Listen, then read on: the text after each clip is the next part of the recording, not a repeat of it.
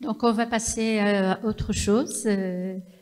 On a reçu, vraiment, c'est un très grand honneur d'avoir parmi nous docteur, je ne sais pas si vous le connaissez, c'est sûr que tout le monde le connaît, c'est docteur Ilyes Barli, président international de l'association de l'orthomoléculaire. Il va nous parler d'une chose vraiment passionnante et on demande à docteur Barli de passer. Merci.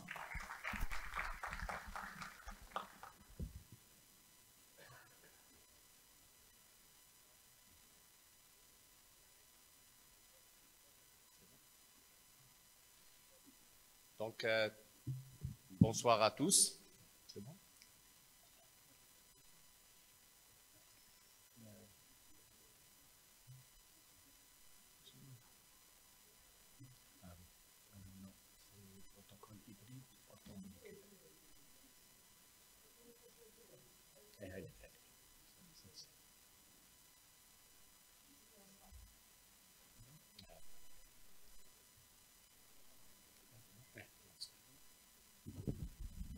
Son thème, c'est le protocole hybride orthomoléculaire. Donc, bonsoir à tous. Très ravi d'être parmi vous à Schliff pour cette conférence. Je suis très honoré d'être à Schliff et j'ai même les recommandations de mon grand-père Lahmou pour être au service de Schliff parce que lui-même, il était dans le Jamiat al-Ulama, Croissant Rouge à l'époque, et en 1954, en passant par Schliff, le train a déraillé et à ce moment-là, avec les gens qui étaient là, il a dit passons à la pratique et aidons cette population. Et donc, il est resté plusieurs semaines à Schliff. Et donc, il a toujours cette relation. Donc, quelque part, il y a eu cette prise en charge en urgence. Et bon, c'était le Croissant Rouge en 1954 et il y avait concurrence Croissant Rouge et Croix-Rouge. Et donc, l'Arhmo. Voilà, donc il y a beaucoup d'émotions dans cette présence. Voilà, je vous remercie. Et donc, pour la conférence d'aujourd'hui, ça sera la relation entre les mitochondries et les cellules souches dans le cancer et également le protocole hybride orthomoléculaire, donc une nouvelle vision dans la prise en charge des patients atteints du cancer.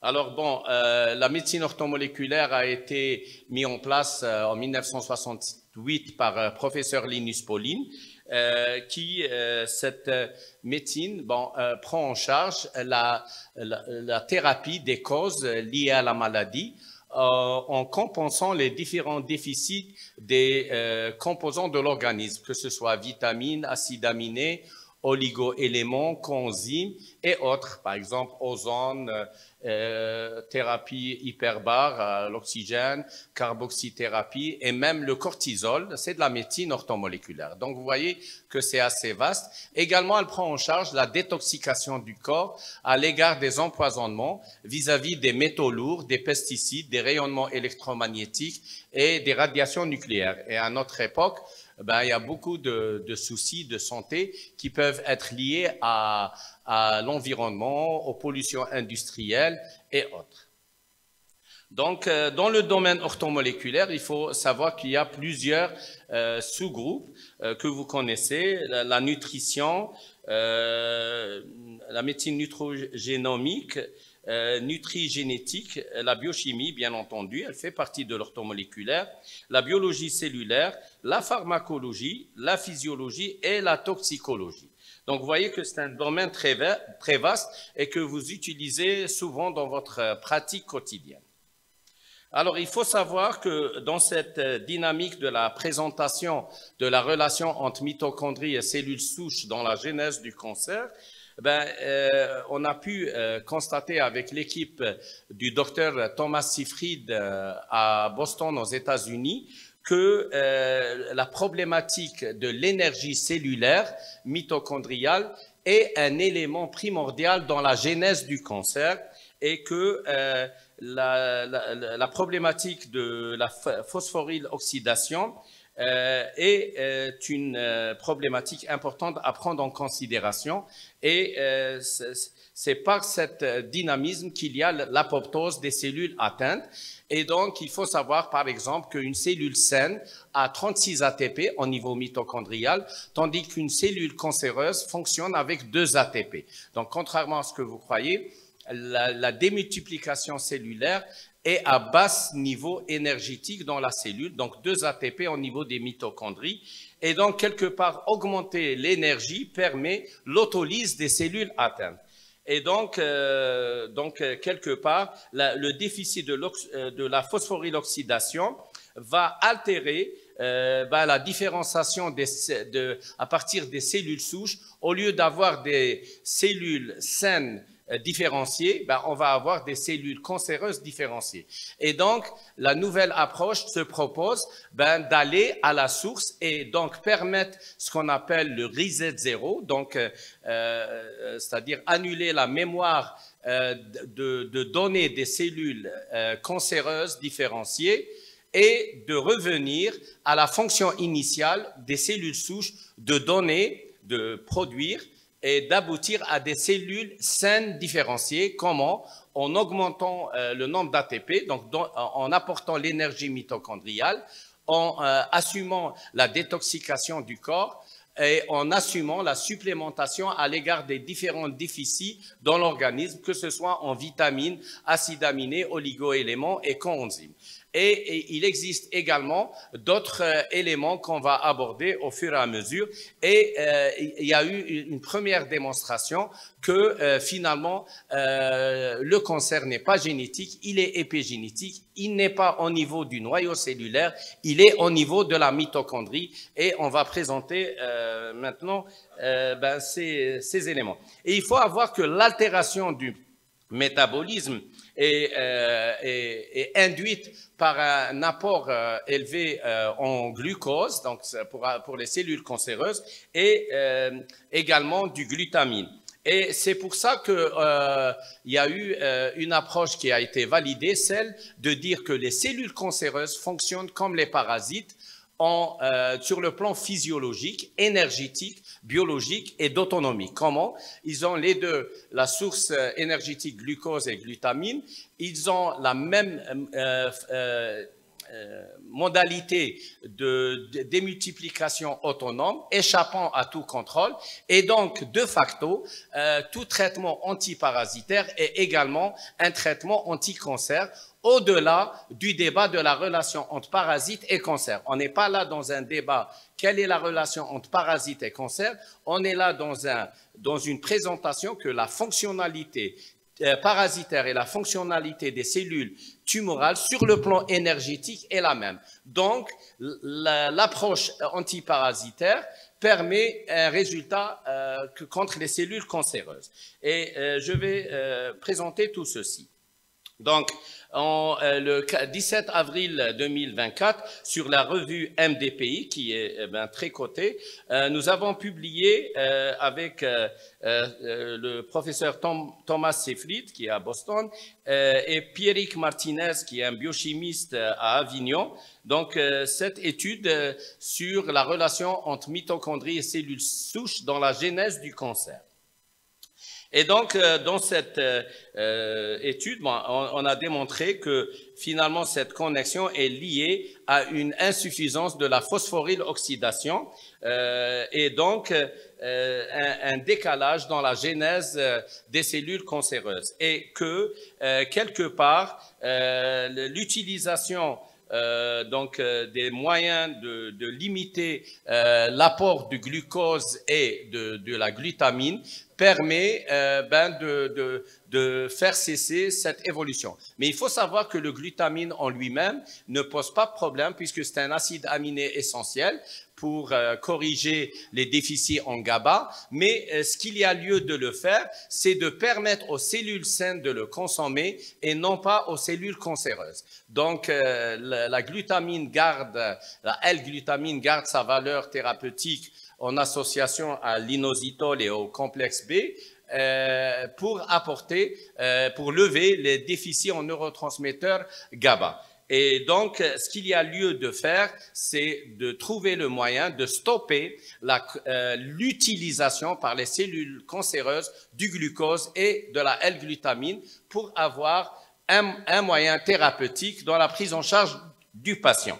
Alors, il faut savoir que dans cette étude, il a été mis en évidence tout ce qui stimule cette altération. Donc, nous avons les agents chimiques, bien sûr, donc tous les métaux lourds, que ce soit du plomb, aluminium, mercure, arsenic, cadmium, les radiations, que ce soit le thallium, le cadmium, qui sont très utilisés maintenant, même dans la lumière blanche.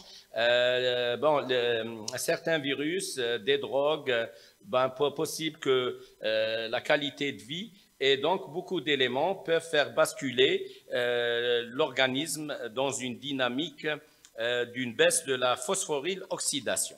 Alors là, cette publication, elle est très importante. Il faut vous souvenir de cette publication. Elle dénote d'une nouvelle vision de la compréhension dans la physiologie cellulaire et également dans l'oncologie. Donc, c'est une nouvelle ère.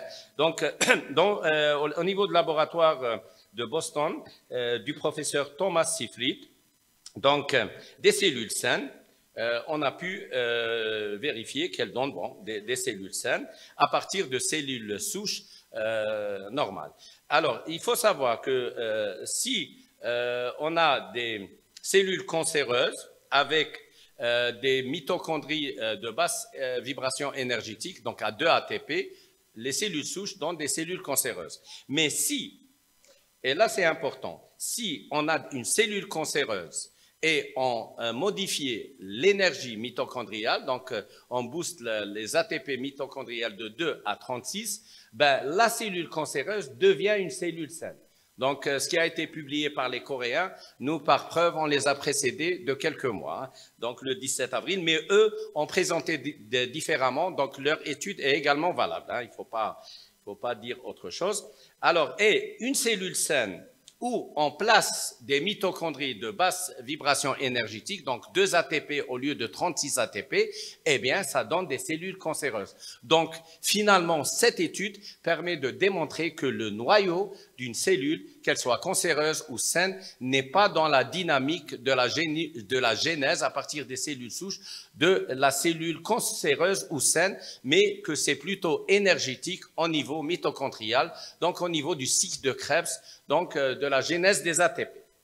Alors, donc là, c'était un récapitulatif, comment, de la cellule souche, on a soit une cellule cancéreuse, dans quel cas, baisse de la phosphoryle oxydation, baisse du niveau des vibrations énergétiques, donc ATP au lieu d'avoir 36, si vous avez 2, la cellule souche ne donne pas des cellules saines différenciées, mais des cellules cancéreuses.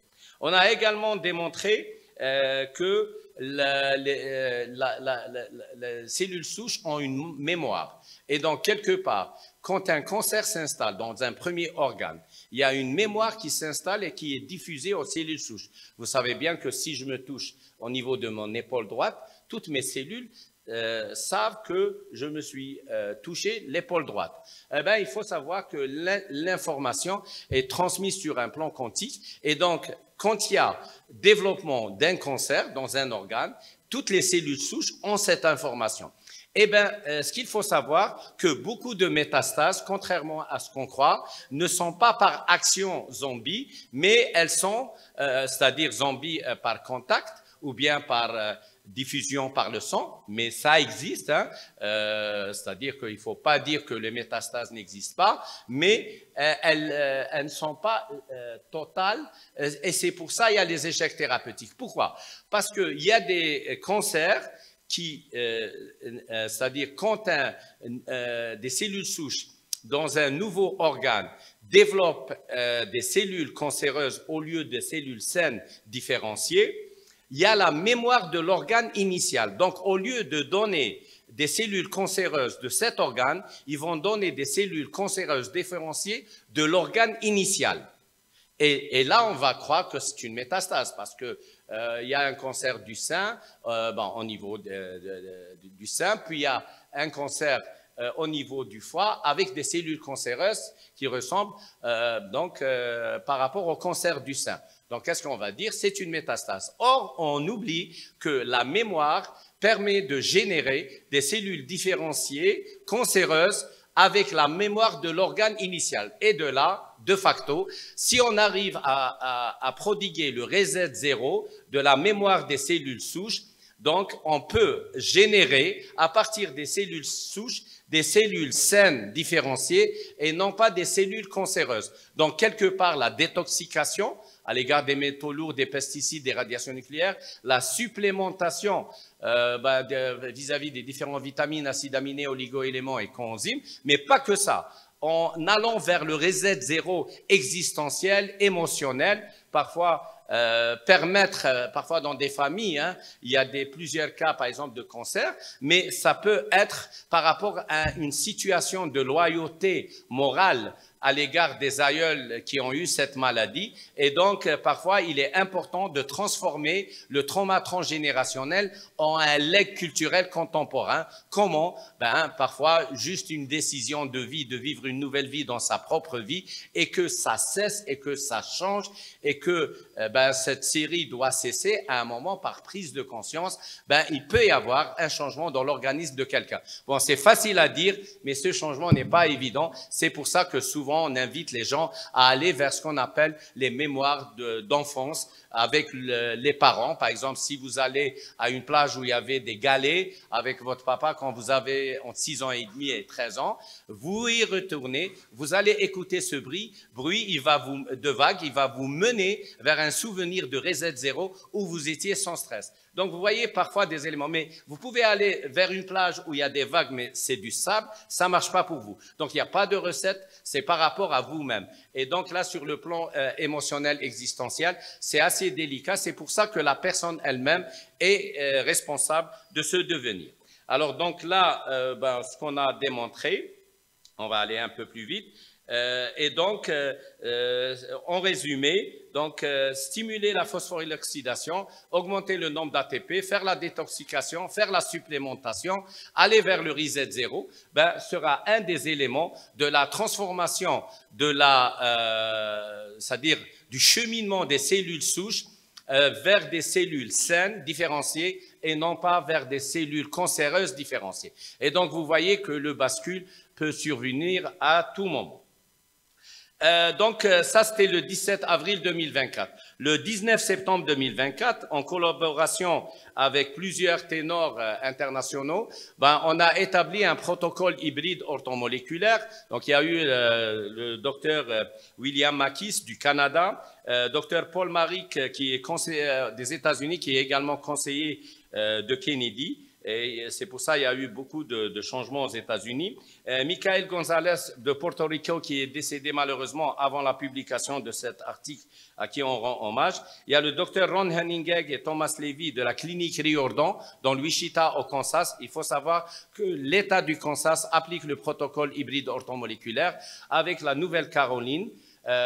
Donc au niveau, il y a docteur Mignon Marie qui est là.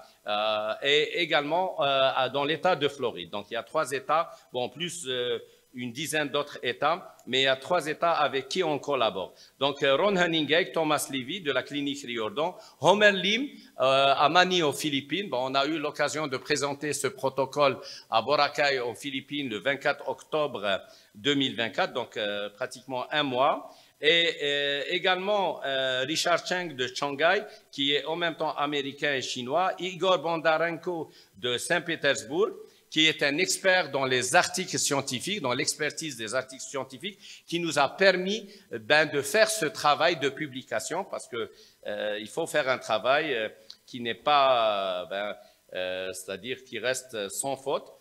Paul Bousquet de France, Roberto Ortiz de Mexico, donc Mignon Marie, on l'a abordé, Dominique De Agostino de New York et Pierrick Martinez d'Avignon en France. Et personnellement, ce protocole porte le nom Barley E et All 2024, donc Targeting Mitochondrial Stem Cell Connection in Cancer Treatment, a Hybrid Orthomoleculaire Protocol. Je rappelle que ce protocole est actuellement appliqué au Japon. Le 15 septembre, j'ai eu l'occasion de l'enseigner à 600 médecins au Japon. En octobre 2024 aux Philippines, donc il est appliqué.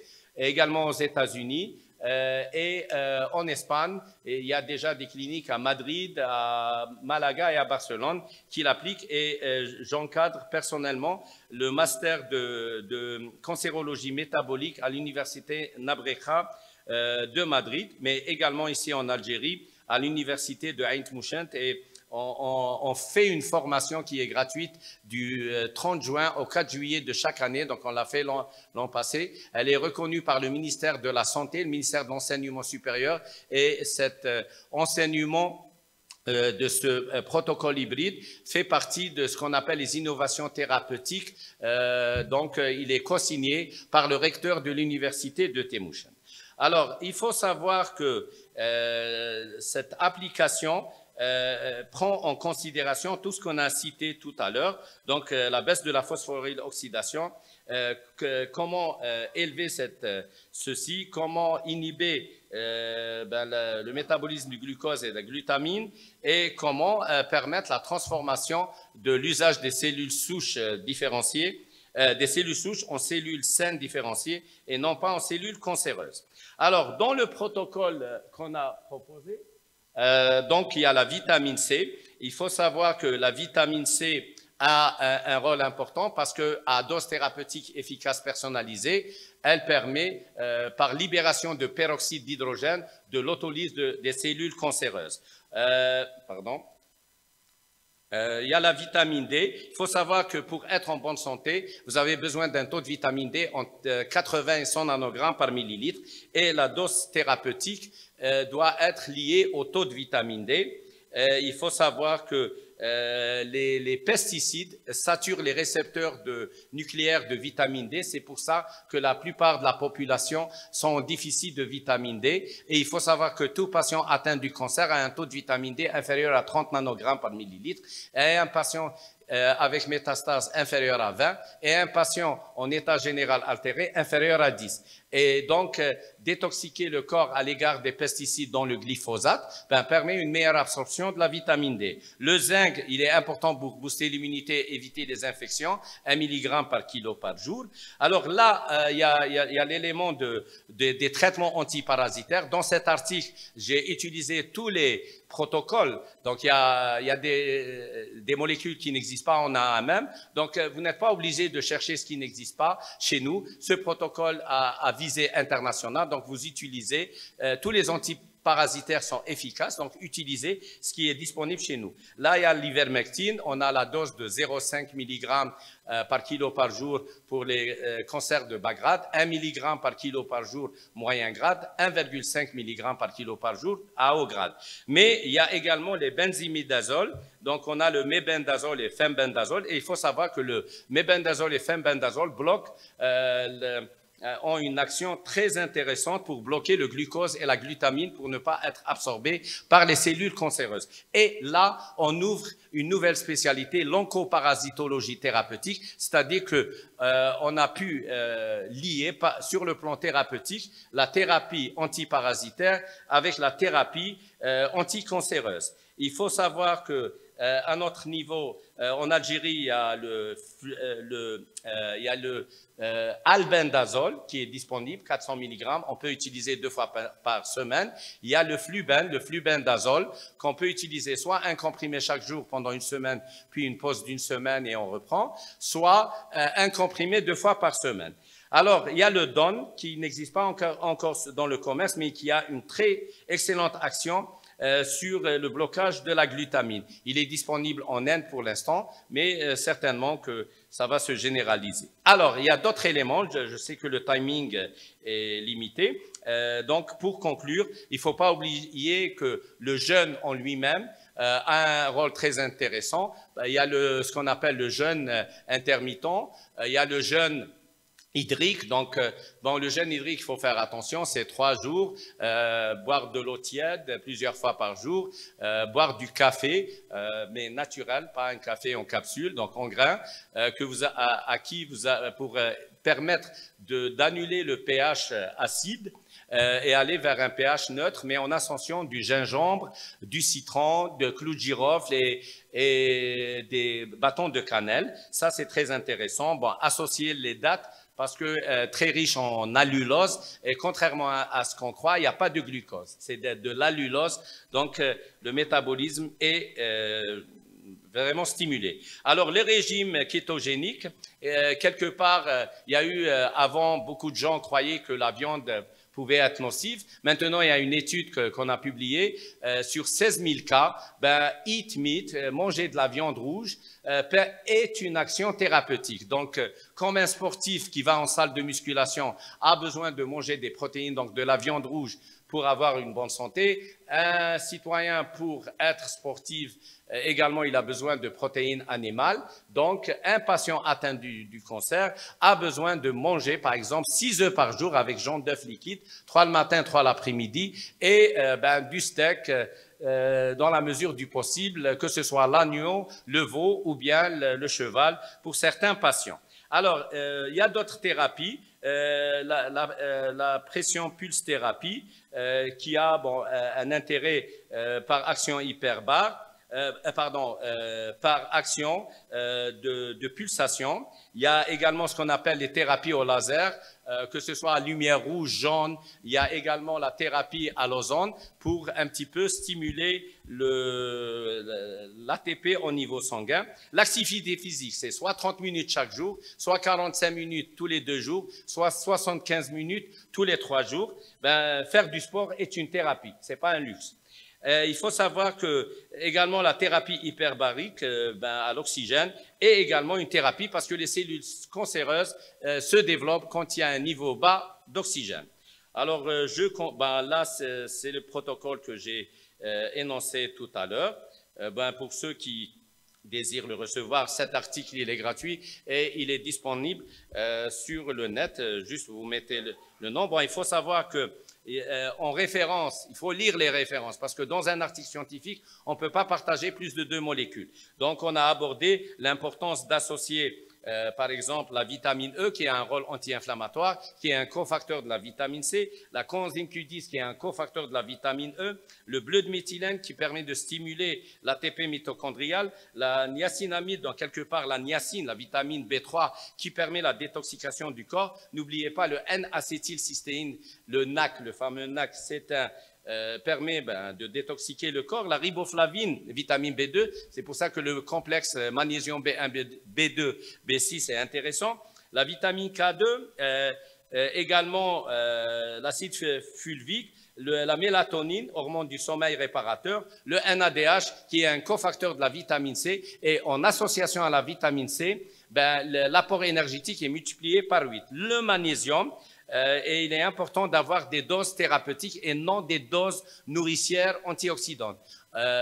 Il faut aller à la dose pro-oxydante thérapeutique efficace et personnalisée. Donc, en conclusion, de nouvelles perspectives s'offrent et on est ravis de les partager. Et le 30 juin 2025, on a publié sur la revue d'oncologie, revue Karger Publisher, des cas de guérison à base de fembendazole avec Dr William Makis et Pierrick Martinez. Donc, c'est la première fois qu'une revue d'oncologie clinique qui est située à Bâle, en Suisse, donc a validé ces études et donc maintenant, de facto, l'oncoparasitologie thérapeutique existe depuis ce 30 juin. Et donc, le fembendazole, là, il y a un historique. Les 3 cas cliniques qu'on a présentés, l'un à un, et donc, c'était des cas, il y a un cas de cancer différents, cancer du sein, cancer de la prostate et un mélanome. Et donc, vous avez tous les détails et la méthodologie de traitement. Donc, à partir de là, on peut dire que avec cet article du 17 avril 2024, on a établi la relation entre cellules souches, mitochondries et cancer. Avec l'article de 19 septembre 2024 sur le journal de médecine orthomoléculaire, on a publié le protocole hybride orthomoléculaire et sur le 30 juin 2025, sur Carcare Publisher, on a publié l'article sur fembendazole, agent anti-cancer, et pourtant maintenant il est encore classé produit vétérinaire. Donc on a lié également la médecine vétérinaire à la médecine humaine pour aller à une médecine du mammifère quelque part, parce que ce qui est bon pour le mammifère, on est également mammifère, il ne faut pas l'oublier. Donc l'oncoparasitologie thérapeutique. Alors donc là, c'était la conclusion à la fin. Donc tout traitement agent antiparasitique parasitaire est par nature un agent anti-cancer, et donc les antiparasitaires altèrent la fonction des cellules cancéreuses. Donc voilà, les oncologues sont invités à appliquer ces protocoles. L'avantage, c'est que le ministère de la Santé a mis en place une circulaire, elle s'appelle la circulaire 23 de janvier 2023, qui invite les chefs de service à faire les formations de thérapie innovante, et la formation qu'on fait à l'université de Temuşent du 30 juin au 4 juillet est considérée comme telle. Donc c'est pour ça que ça devient une invitation officielle à cet enseignement. On a deux universités en Algérie avec qui on a travaillé,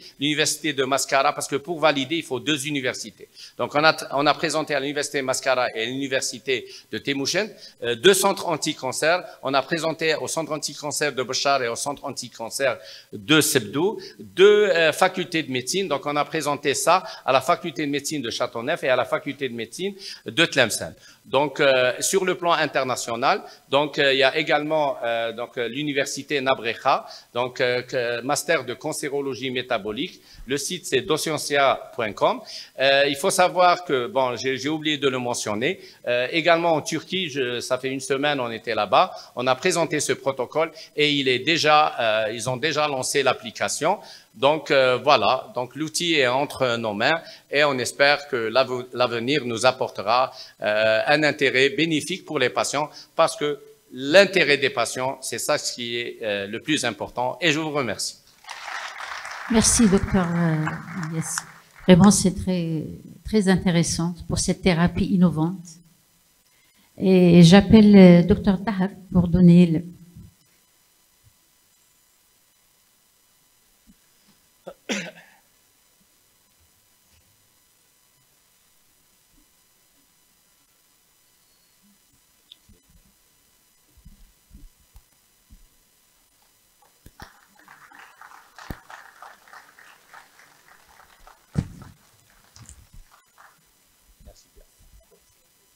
Et comme on dit, derrière un grand homme, il y a toujours une femme. Et j'appelle Madame Barli pour lui mettre. Et elle mérite. On doit lui rendre hommage parce qu'avec mon rythme, voilà. Merci beaucoup.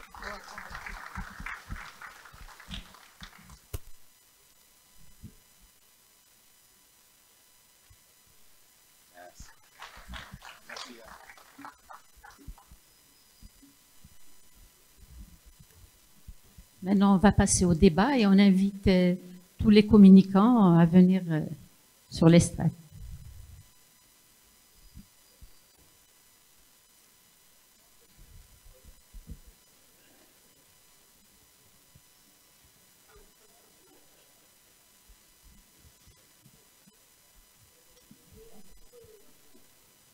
Professeur Bessedir, Professeur Bessedir, Professeur Bakar et Docteur Barli, s'il vous plaît.